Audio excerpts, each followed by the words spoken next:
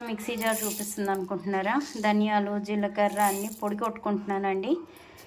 బోనాలు కదా, బోనాలకి ఖచ్చితంగా mutton chicken వండుకుంటారండి. ఒక 2 టేబుల్ స్పూన్స్ ధనియాలండి, ఒక 1 టేబుల్ స్పూన్ ధనియాలండి, జీలకర్ర, ఒక 2 ఇంచెస్ దాల్చిన చెక్క, ఒక 15 ఉండేటట్టుగా లవంగాలు, ఒక చిన్న టీ స్పూన్ గసగసాలండి, అల్లం వెల్లుల్లి మెత్తగా మసాలా పట్టుకుందామండి. మెత్తగా నూరుకున్న పేస్ట్, 200 గ్రామ్స్ లివర్ అండి. బాబుల ఫ్రెండ్స్ అలా వస్తున్నారు, సో నలుగురికి సరిపోద్దండి ఒక 500 గ్రామ్స్ మటన్ కర్రీ.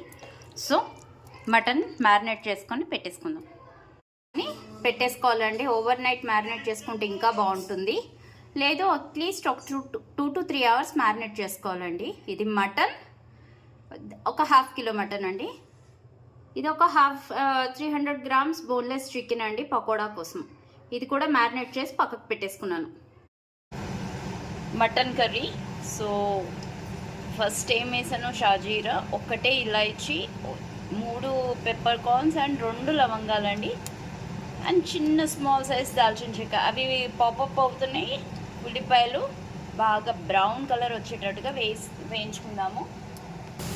1/2 kg మటనే కదా, ఒక పెద్ద సైజు ఉల్లిపాయ చిన్నగా స్లైస్ చేసుకున్నానండి. 3 చిన్న సైజ్ టమాటోస్ అండి. ఈ గ్రేవీ వరకు ఉప్పు పసుపు అండి, ఎందుకంటే మటన్ ఆల్రెడీ మ్యారినేట్ చేసి పెట్టినప్పుడు అన్నీ వేసేసాను, ఉప్పు పసుపు కారము. సో మటన్కి అవసరం లేదు, ఓన్లీ ఈ గ్రేవీ వరకే.